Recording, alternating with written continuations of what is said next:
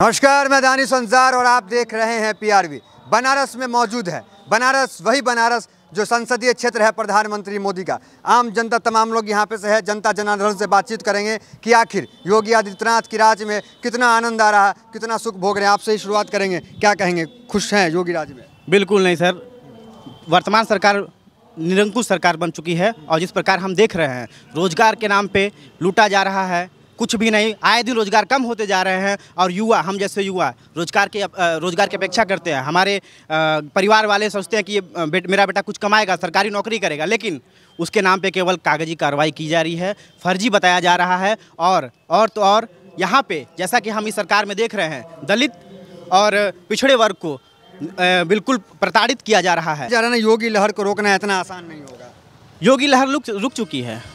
योगी लहर मेरे हिसाब से रुक चुकी है। अब ये आपको 2022 में आगामी चुनाव आपको बता देगा कि कितनी बड़ी योगी लहर थी या कितनी योगी लहर दिखेगी। युवाओं किस मुद्दे के साथ जाएंगे? विकास मॉडल या फिर हिंदुत्व मॉडल? नहीं, विकास मॉडल। युवा को किसी भी धर्म, किसी भी जात से मतलब नहीं है, उन्हें विकास चाहिए, उन्हें नौकरी चाहिए। और इसीलिए मतलब युवा वर्ग ने ही ये सरकार बनाई थी और मुझे लगता है युवा वर्ग ही सरकार को ले डूबेगा। कुछ नहीं, जब उस समय आई थी सरकार, योगी सरकार आई थी, तो उस समय हिंदुत्व मामला को ही लेके आई थी। और स्टूडेंट, अब जो है देखिए, स्टूडेंट का कोई धर्म नहीं होता। और स्टूडेंट, और जो आज की डेट में स्टूडेंट हो चुके हैं, जो 5 साल से बेरोजगार बैठे हैं, आज उनके लिए कोई भी ऐसा व्यापार नहीं है। इतनी कंपनियां बंद कर दी गई, जो कहीं कुछ करके पॉलिटेक्निक ITI जो भी कर रहे थे, आज उनको भी कोई रोजगार उनके पास नहीं है। योगी जी कहे जाते हैं ठोक दो नीति की सरकार है, गुंडे को ठोक देते हैं। योगी जी जैसे हैं वैसी उनकी भाषा है। एक मर्यादित आदमी कभी ऐसी भाषा बोलेगा? गुंडे को ठोकते हैं तो क्या दिक्कत है? कौन गुंडे को ठोकते हैं? कौन गुंडे को ठोकने के लिए प्रावधान बना हुआ है। गुंडे को ठोकने के लिए आप मालिक नहीं। कानून क्या है? कानून कहाँ है? संविधान किसी को ठोकने, अगर वो अपराधी है तो उसकी सजा कानून देगी ना, कि आप देंगे? ठोकने से किसी की सजा मिलती है? देखिए, संतों की सरकार कही जाती है, लूटपाट नहीं है। संत खुद जान रहे हैं कि संतों के साथ छलावा हुआ है, सिर्फ और सिर्फ संतों के साथ छलावा हुआ। संतों को आगे करके धर्म के नाम पे सरकार बनाई और आज कहीं ना कहीं संत, जिसको संत की उपाधि दी तो वो कहीं ना कहीं ब्राह्मण समाज से लोग आते हैं। ब्राह्मण भी नाराज है क्या? बहुत ज़्यादा नाराज हैं।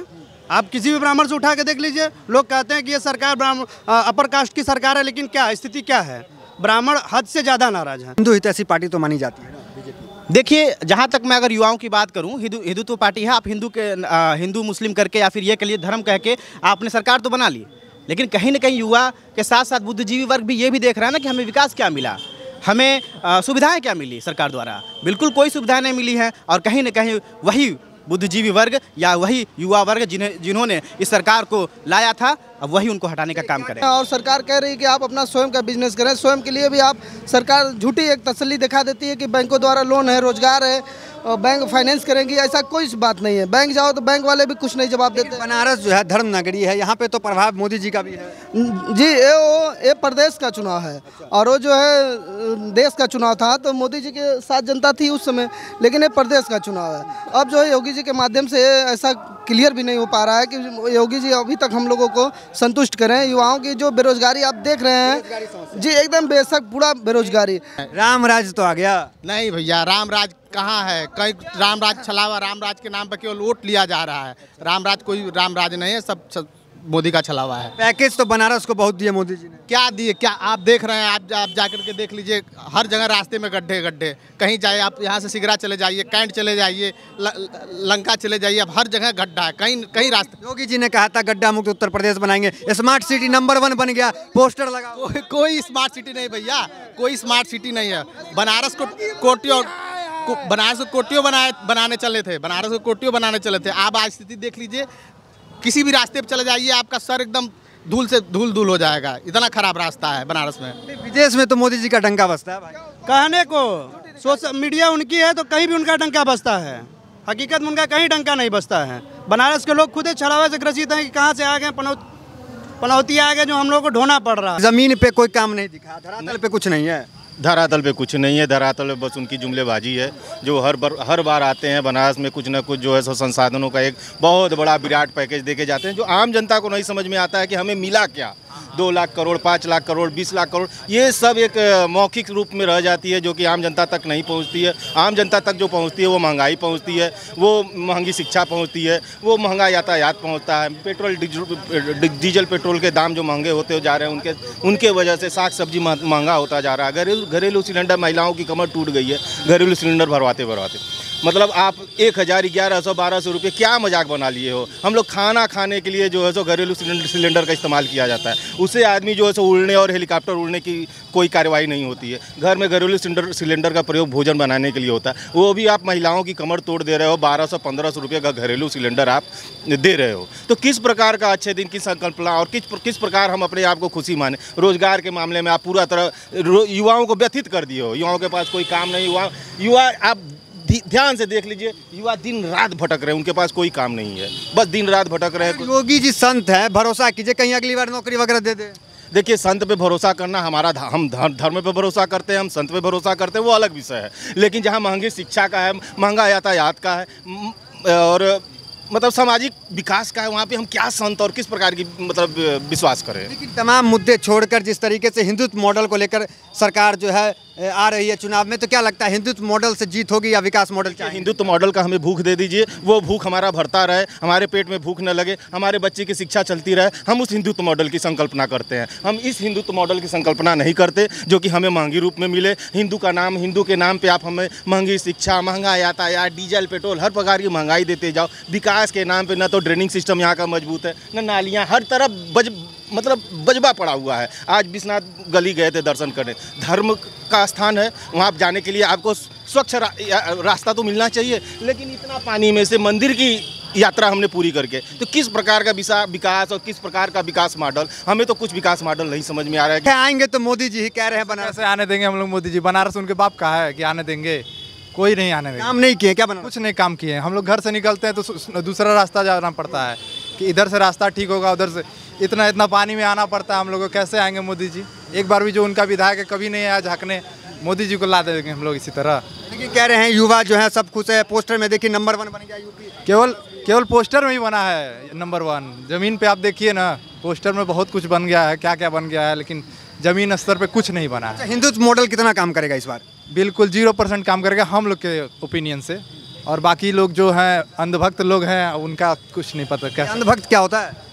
जो केवल नकाब पहने हैं मोदी जी मोदी जी मोदी जी, उससे कुछ होने वाला है नहीं। फिर बाद में वही कहेंगे काश हम लोग पहले सोचे होते, तब आज जो हम लोग अब सोच रहे हैं ना 10-5 साल बाद से, तो वो अब बाद में सोचेंगे तो उनको समझ में आएगा कि क्या है। क्या चलेगा, विकास मॉडल या हिंदुत्व मॉडल, क्या चलेगा इस बार? विकास मॉडल चलेगा। आज उत्तर प्रदेश हो या भारत हो, यहाँ पर लेबर एक्ट की कोई अब अवधारणा नहीं रही है। लेबर एक्ट केवल अब नियमों और कानून में है, केवल किताबों में है। 8 घंटे के जगह 12 घंटा काम कराया जाता है, 12 घंटा के जगह 16 घंटा काम कराया जाता है। ये मोदी राज में हो रहा है। यो पहले भी होता था लेकिन अब बहुत बढ़ गया है। अभी क्या हो रहा है कि जितने भी राष्ट्रीय संस्थान है उसका निजीकरण हो रहा है। भेल बिक गया, सेल बिक रहा है, कोल इंडिया बिक रहा है, BCCL बिक रहा है। किस दिन महात्मा गांधी का विद्यापीठ भी और BHU भी बिक जाएगा, उस दिन हमारे देश के जनता के आँख खुले। निजीकरण हो रहा है, बिक थोड़ी रहा है। निजीकरण हो रहा है ना, तो निजीकरण में और बिकने में क्या फर्क है? एक तो हुआ, महाराष्ट्र में चल जाइए, छत्रपति शिवाजी टर्मिनल एयरपोर्ट को अडानी एयरपोर्ट घोषित कर दिया गया। किसी दिन हमारे बनारस के एयरपोर्ट को अडानी एयरपोर्ट घोषित कर दिया जाएगा, तो हम क्या करेंगे? लेकिन सब कुछ ठीक है, लेकिन कहा जा रहा है ना कि हिंदू सुरक्षित है। तमाम हिंदू की बात नहीं है यहाँ पे, हिंदू को भी लेके चलना है, मुसलमानों को भी लेके चलना है, जितने भी जातीय समुदाय हैं सबको लेके चलना है। आज हमारा पड़ोसी देश बहुत ही विकट परिस्थिति में है, उसको भी लेके चलना है, सबको लेके चलना है। विदेश में तो डंका बज रहा है मोदी जी का। मोदी जी का विदेश में डंका नहीं बज रहा है। अगर विदेश में डंका बजा होता तो आज रसिया से हमारा संबंध खराब नहीं हुआ रहता, तजाकिस्तान से हमारा संबंध खराब नहीं हुआ रहता। आज हमारा जो पड़ोसी है वो हमसे अस्थिर नहीं है, हमसे खुश नहीं है। आप तो पढ़े लिखे युवा लग रहे हैं, क्या लगता है कि इस बार किसके साथ युवा जाएंगे? युवा जाएंगे विकास के साथ, युवा जाएंगे रोजगार के साथ, युवा जाएंगे सुरक्षा के साथ। किसी नारी को जला दिया जाता है, किसी का पुत्र को अपहरण कर लिया जाता है, ये कैसी व्यवस्था है? राम मंदिर को अचीवमेंट के तौर पर नहीं, राम मंदिर नहीं चाहिए हमको। राम मंदिर नहीं चाहिए। हमको चाहिए शिक्षा, रोजगार सब चाहिए। मस्जिद भी बने, किसी का मंदिर भी बने, सब कुछ खुश रहे। केवल हिंदू खुश रहेगा तो देश नहीं चलेगा। ये देश हिंदुओं का नहीं है, सभी समुदायों का है। सभी समुदायों का खुश रहना जरूरी है। तो है सबका साथ सबका विकास हमारी सरकार में है। या वो मोदी जी कहते हैं, हम नहीं कहते हैं। हम कहते हैं कि सभी जातियों को लेकर चलो, सभी जातियों को लेकर चलो।